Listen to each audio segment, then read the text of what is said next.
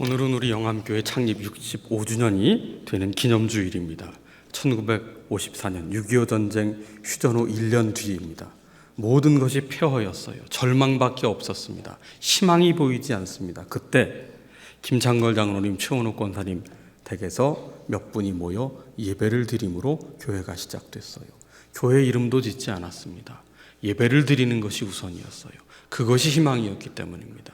그 이후에 이곳에 바위가 많으니까 안암동, 종암동, 도남동, 그래서 신령한 바위, 신령한 반석, 그래서 영암교회라 이름을 짓고 이제 영암교회의 설립 목적을 세 가지로 세웠습니다. 복음적인 교회여야 되겠다. 성경적인 교회여야 된다는 거죠.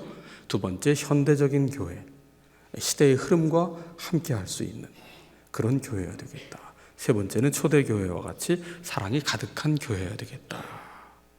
오늘까지 영암교회 함께 하시고 또 생명을 구원하는 교회로 하나님께서 인도하여 주시는 예를 감사드리고, 또 오늘의 영암교회가 있기까지 주님의 사랑 힘입어 헌신하신, 이름 없이 빛도 없이 기도와 사랑과 눈물로 헌신하신 우리 믿음의 수많은 선배님들, 또 성도님들 한 분 한 분께 감사를 드립니다. 오늘 본문은 교회에 주시는 말씀이에요. 19절에 보시면 그러므로 형제들아, 교회여 들으라는 거지요. 19절에 우리가 예수의 피를 힘입어 성소에 들어갈 담력을 얻었다. 예수 그리스도의 십자가 보혈이 아니면 우리는 하나님과 원수된 자입니다. 하나님 앞에 감히 머리를 들 자격이 없어요. 예배당에 들어설 자격도 없는 죄인입니다. 그러나 예수 그리스도의 보혈을 힘입어 죄사함을 받아 이제 하나님 앞에 자녀의 신분으로, 원수가 자녀로 완전히 신분이 바뀌었어요. 이게 얼마나 놀라운 은혜입니까? 그래서 20절에 말씀합니다. 그 길은 우리를 위하여 휘장 가운데로 열어놓으신 새로운 살 길이요, 휘장은 곧 그의 육체니라. 예수님께서 친히 자신의 몸을 십자가에 산 제물로 드려서 하나님과 우리 사이에 막혔던, 죄로 가로막혔던 휘장, 성소와 지성소 사이에 막혔던 그 휘장을 다 허무셨다.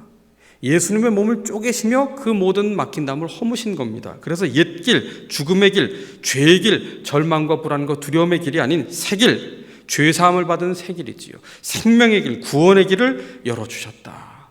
그리고 하나님의 집, 주님의 몸 된 교회의 큰 제사장이 되셨다. 22절 우리가 마음에 뿌림을 받아 악한 양심으로부터 벗어나고 몸은 맑은 물로 씻음을 받았으니 참 마음과 온전한 믿음으로 하나님께 나아가자. 이제 주님의 은혜를 입었기에 우리는 마음에 그 보혈의 뿌림을 받아 악한 양심으로부터 이미 벗어났습니다. 몸은 맑은 물로 씻음을 받았습니다. 깨끗게 되었어요. 보혈의 은혜로 몸과 마음이 깨끗게 됐습니다. 죄에서 해방된 자유한 몸이 되었습니다. 정결한 몸이 되었습니다. 그러므로 자유케 된 우리는 23절입니다. 또 약속하신 이는 믿으시니 우리가 믿는 도리의 소망을 움직이지 말며 굳게 잡으라. 자, 주님을 믿는 새로운 신분이 됐어요. 주님의 십자가 공로로 주님의 자녀가 됐습니다. 거룩한 자녀가 되었습니다. 그런데 문제는 뭐예요? 우리의 믿음이 연약해서 여전히 흔들린다는 거예요. 우리의 믿음이 계속해서 움직여요.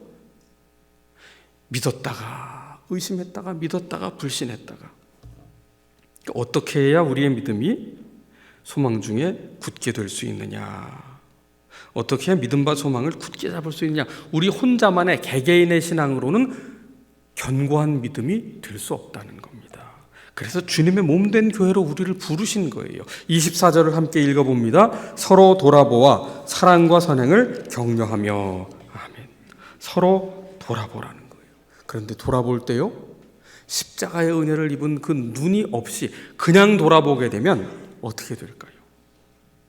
그냥 서로의 모습을 돌아보면요, 성도라 할지라도 흠부터 보입니다. 실망할 일만 보입니다. 상처를 주고 받는 일만 남게 되고요, 정죄하고 판단하고 서로 뜯어 고치려 하게 됩니다. 그런데요, 우리 위에 십자가 지신 예수님께서 만약에 우리를 은혜 없이 그냥 보셨다면 어떻게 됐을까요? 그 공의의 눈으로 보셨을 때 우리는 죄악투성이에요. 뜯어 고칠 것밖에 없어요. 아마 사지가 다 뜯겨 능지처참되지 않았을까. 죄의 삭은 사망이라고 했거든요. 그렇기 때문에 우리가 서로를 돌아볼 때 필요한 눈이 있는데 은혜를 입은 자의 눈으로 서로를 돌아보아야 돼요. 그렇게 돌아보되 서로를 격려해야 합니다. 연약한 우리의 믿음, 흔들리는 믿음을 굳게 세우는 길은 성도가 서로를 돌아보되 격려하는 거예요. 사랑으로 격려하고 선행으로 격려하는 겁니다. 이렇게 교회는 서로를 사랑과 선행으로 돌아보며 격려하는 교회가 되어야 합니다. 이렇게 나와 다른 성도를 진심으로 격려하려면 먼저 무엇이 필요하느냐? 자기 자신부터 격려하는 법을 배워야 돼요. 나를 하나님의 사랑으로 존중하고 격려해 주는 만큼만 성도를 진심으로 존중하고 격려해 줄 수 있기 때문입니다. 의외로 많은 사람들이요, 자신을 학대하고 자신을 비하하는 경우가 굉장히 많아요. 과거에 매여 있고 상처에 매여 있고 후회해서 꼼짝도 하지 못하는 겁니다. 그래서 자신을 하나님의 사랑으로 대하지 않아요. 그리고 현재를 계속해서 다른 사람들과 비교합니다. 비교하니 어떻게 돼요? 늘 불안하고 늘 초조할 수밖에 없죠. 이건 믿음이 아닙니다. 여러분, 자기 비하와 자기 정죄는 사단이 주는 거예요. 그리스도 예수 안에 있는 자에게는 결코 정죄함이 없다. 생명의 성령의 법이 죄와 사망의 법에서 우리를 해방했기 때문이에요.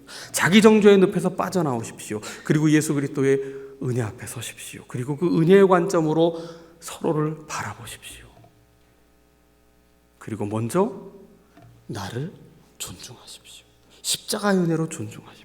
이렇게 성도를 격려하려면요, 먼저 가까운 관계부터 충분히 존중하고 격려하는 법을 훈련해야 됩니다. 여러분, 가족을 격려하고 있습니까? 맡겨주신 자녀를 정말 충분히 격려하고 있나요? 여러분, 자녀를 사랑하지 않는 부모 없습니다. 모두 자녀를 사랑하고 최선을 다해 양육하고 격려한다고 그렇게 생각을 하지요. 그런데 자녀가 결정적인 순간 성적표를 딱 내밀면 부모님의 표정이 관리가 안 되는 거예요. 이게 뭐냐 지금? 동그라미가 하나 빠진 거 아니냐? 예.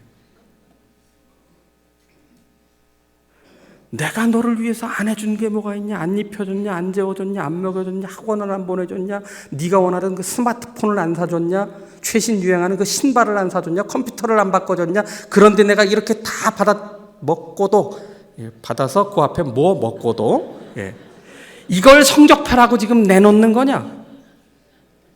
네가 이럴 수가 있느냐? 시험의 결과로만 자녀를 판단한단 말이에요. 사랑한다는 말은 다 뒤로 가고 격려한다는 말은 다 뒤로 가고 어떻게 돼요? 잔소리가 그냥 막 쏟아지는데 한번 생각해 봅시다. 공부가 쉽다면요, 공부로 어려워할 자녀 아무도 없어요. 노력한 만큼만 성적을 거둘 수 있다면 시험이 부담스러운 자녀 하나도 없다고요.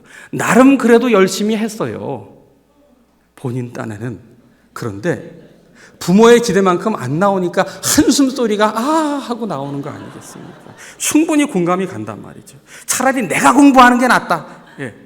근데 그 부모가 그 학생 시절에 그렇게 했겠어요? 안 했단 말이에요. 우리가 솔직해지자고요. 내가 학생 시절에는 안 했단 말이에요. 예. 입장을 바꿔 생각해 보십시다. 자녀들이 부모 앞에서 엄마 아빠는 날마다 밤낮 그렇게 열심히 돈 번다고 시간 없다고 일하면서 왜 삼성의 이재용 아저씨의 절반만큼도 못 벌어와요? 이렇게 따진다면 아니 우리가 뭐라고 대답을 하겠어요? 그렇잖아요. 예. 열심히 일한 만큼 다 돈을 벌 수 있다면 세상에 일하기가 어렵겠어요? 수월하지요. 노력한 만큼만 벌 수 있다면. 자녀들에게 가정은 어떤 곳입니까? 울타리입니다. 견고한 반석이에요. 가장 든든한 피난처가 가정입니다. 그래서 이 가정에서 있는 모습 그대로 존중과 격려를 받지 못하면 자녀들은 삶이 불안해져요. 자꾸 겉돌고요, 유혹하는 그 무리들에 자꾸 빠져가지고 자꾸 이상한 길을 가게 됩니다. 부모가 자녀에게 줄 수 있는 가장 큰 선물은요, 자녀를 믿음의 반석 위에 세우는 거예요. 하나님의 사랑으로 충분히 존중하고 격려해 주는 거예요. 그 사랑을 머금고 자란 자녀는 아무리 세상의 파도가 삼키려 든다 해도 넘어지지 않고 하나님이 그를 붙들어 주시고 그 자녀가 하나님을 붙들고 어떻게 하든 살게 되어 있어요. 자녀를 그리스도의 사랑으로 격려해 주는 법을 배워야 돼요. 또 교회 안에서 성도를 격려하려면요, 먼저 가정에서부터 배우자를 존중하고 격려하는 연습을 해야 됩니다. 우리가 가정에서 부부간에 무언가 의견이 대립하고 서로 갈등의 골이 깊어지다가 결국 나오는 표현이 나중에 뭐냐면 이 인간이라는 표현이 나오게 돼요. 이 인간이라는 말이 나오는 순간부터 부부관계는 비인간적인 관계가 돼버리고 맙니다. 배우자를 함부로 대한다든지 심지어 자녀들 앞에서 배우자에게 험담을 쏟아내기 시작하면 자녀는 결혼관계를 아주 부정적으로 바라보기 시작해요. 그래서 커서 결혼을 안 하려고 아주 마음을 단단히 먹습니다. 배우자를 존중하고 격려하는 것을 먼저 훈련하십시오. 또 한 가지가 있어요. 부모님을 존중하고 격려하는 거예요. 우리가 가장 못하는 겁니다. 자녀는 언제나 부모에게 받는 것을 당연하게 여긴다고요. 언제나 부모 앞에서는 어린아이가 됩니다. 그런데 부모를 존중하고 격려해 보셨나요? 가장 안타까운 게 뭐냐 하면 장례식장에서 입관할 때 차디찬 고인의 볼에 얼굴을 맞대고 손을 잡으면서 죄송해요, 사랑해요, 눈물을 흘리는 겁니다. 기일이 들 때마다 상다리 부러지게 음식 차리는 거예요. 정말 안타깝습니다. 있을 때 잘해라는 말이 있잖아요. 기독교의 효는 살아 계실 때 효입니다. 곁에 계실 때 상다리 안 부러져도 돼요. 곁에 계실 때 따뜻한 말 한 번 보내드리고 한 번 더 전화해드리고 한 번 더 손잡아드리고 한 번 더 헤아려드리고 고맙다고 말씀하는 것. 여러분, 그게 부모님을 격려하는 것 아니겠어요? 이렇게 가까이에 있는 이들을 진심으로 존중하고 격려하는 법을 훈련해야만 우리가 성도를 격려할 수 있다고요. 성도가 서로 모이면 무엇을 해야 돼요? 이제부터 서로 돌아보아 격려하라. 격려를 훈련하십시오. 격려를 반복하십시오. 끊임없이 격려하십시오. 이번 주도 격려하고 다음 주도 격려하고 그 다음 주도 격려하세요. 이게 건강한 교회고요. 한 몸 이룬 교회입니다. 25절을 같이 읽어봅니다. 모이기를 패하는 어떤 사람들의 습관과 같이 하지 말고 오직 권하여 그날이 가까움을 볼수록 더욱 그리하자. 아멘. 초대교회도 보니까요, 모이는 일이 쉬웠어요, 어려웠어요? 어려웠다고요. 한편으로 그래서 안심이 되는 구절이에요. 오늘 우리가 잘 모이지 못하는 것은 초대교회를 빼닮았기 때문이구나. 모이는 건 쉽지 않아요. 그냥 모이는 게 아니잖아요. 말씀으로 삶을 나누는 인격적인 사귐을 갖는 모임에 참여하는 것은요, 결코 자동으로 되지 않습니다. 오히려 모이기를 패하는 안 좋은 습관이 빠른 속도로 퍼져나갔어요. 모이려면 어떻게 해야 돼요? 서로 권면해야 됩니다. 끊임없이 서로를 권면하십시오. 모이기를 힘쓰십시오. 두 손을 놓고 계시면 안 됩니다. 서로를 권면해서 모이도록 해야 됩니다. 그래야 모일 수 있어요.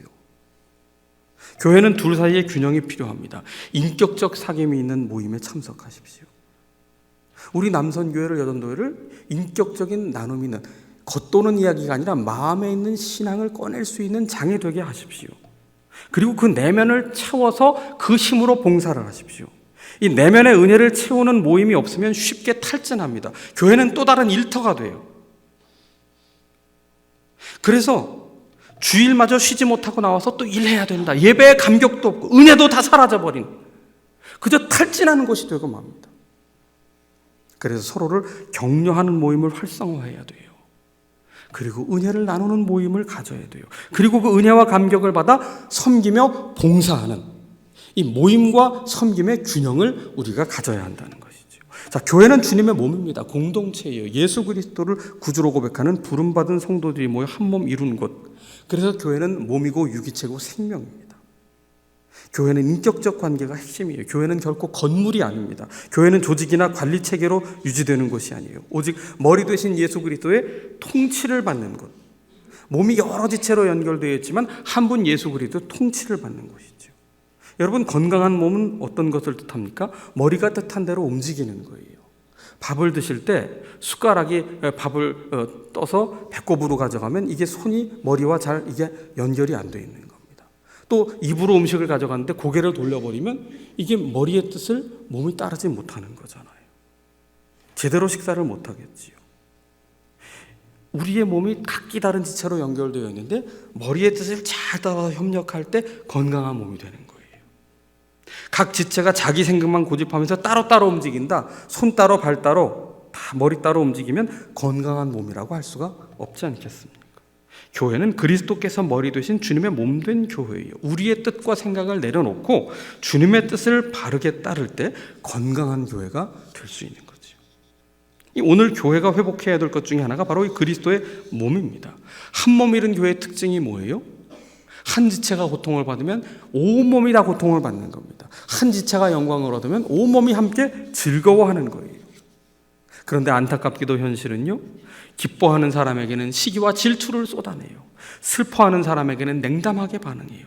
철저하게 그래서 개인의 신앙 중심으로 마음을 다 닫아보는 채 개인의 신앙의 중심으로만 생활을 하게 된다면 우리는 주님의 몸된 교회를 이룰 수가 없게 되는 거죠. 한 몸 이룬 교회란 성도와 성도가 서로 뗄 수 없는 관계임을 뜻하는 겁니다. 몸에서 눈이 하나 떨어져도 괜찮은 몸이 있습니까? 몸에서 팔이 하나 떨어져도 괜찮은 몸 있겠어요? 누가 더 소중하고 덜 소중한 것 없습니다. 직분은 계급이 아닙니다. 신분이 아닙니다. 오히려 직분을 맡았다면 주님의 몸을 건강하게 하도록 주님의 뜻을 따라 더 충성하고 더 섬기고 더 낮아져야 할 사명이 있을 뿐이지요. 나를 주장하거나 돋보이게 하는 자리가 된다면 그것은 주님의 몸을 위한 일이 될 수 없는 것 아니겠습니까? 그래서 우리는 직분과 상관없이 우리가 섬기는 일이 어떤 것이냐, 눈에 띄는 일이냐, 인정받는 일이냐, 그렇지 못한 것이냐에 상관없이 서로가 한 몸을 이루는데 초점을 맞추고 협력을 해야 됩니다. 그래서 직분을 맡을수록 우리는 무엇을 유념해야 되느냐 하면 내가 열정을 쏟는 이 일이 주님의 몸을 한 몸 되도록 돕는 것인가, 주님의 몸을 깨뜨리는 것인가, 이걸 잘 분별해야 돼요. 열심을 쏟는 것보다 훨씬 중요한 일꾼의 자세가 있어요. 얼마나 열심히 있느냐보다 그 섬김을 통해서 그 자리가 화평을 도모하는 자리가 되었느냐, 서로를 격려하는 자리가 되었느냐, 다시 말해서 서로를 화해케 하는, 덕을 끼치는 그러한 일을 감당하고 있느냐, 그것이 바른 일꾼의 자세라는 거죠. 어떤 의사가 말하기를 암세포와 정상세포를 현미경으로 보면 정상세포는 일정한 모습으로 서로 조화를 이뤘다고 말합니다. 그런데 암세포는 아주 무질서하게 엉킨 실타래처럼 헝클어진 모습으로 세포의 모습을 보여주고 있다고 그래요. 하나님은 질서의 하나님이세요. 교회 안에서 성도와 성도가 서로 연결되도록, 그리고 서로가 붙들어주도록, 한 몸을 이루도록, 건강한 몸을 이루도록 설계하셨어요. 그렇기 때문에 우리는 주님 안에서 한 몸을 이루기 위해서 서로를 돌아보고 격려하며 모이기를 힘써야 한다는 것이지요. 그런데 우리가 이런 마음으로 성도와 성도를 대하려고 한 발짝 다가가서 마음을 열게 되면 어떤 경험을 하게 되느냐? 반드시 거쳐야 되는 과정이 있어요. 주님의 몸을 이루기 위해서. 그것은 무엇이냐면 성도와 성도와의 마음을 연 관계 속에서 반드시 실망이라고 하는 것을 경험해야 된다는 거예요. 이 실망의 과정을 넘어서고 이 실망의 과정을 소화시켜야만 성숙한 교회, 한 몸된 교회를 이룰 수 있습니다. 되게 많은 경우에 안타깝게도 이 실망의 벽 앞에서 좌절하고 말아요. 그래서 그때 이런 말을 하잖아요. 저 사람 내가 지금까지 그렇게 보지 않았는데 함께 해보니까 저런 사람인 줄 몰랐다고 말이죠. 내가 지금까지 사람을 잘못 봐도 이렇게 잘못 봤을 수가 있을까? 내 눈이 의심스럽다고 말이죠. 저 사람 함께 해보니까 절대 상종 못할 사람이라고. 어떻게 교회에 이런 사람이 있는지 난 도무지 이해가 되지 않는다고. 그래서 내린 결론이 뭡니까? 아무도 믿을 수 없다. 교회도 믿을 수 없고, 목사도 믿을 수 없고, 장로님도 믿을 수 없고, 권사님도 안수 집사님도 누구도 믿을 수 없고, 이제 사람 믿지 않고 하나님만 바라보겠다. 그럼 옆에 있던 사람이 맞장구를 치면서 얘기를 합니다. 교회에 하나님 만나러 가지 사람 만나러 가냐?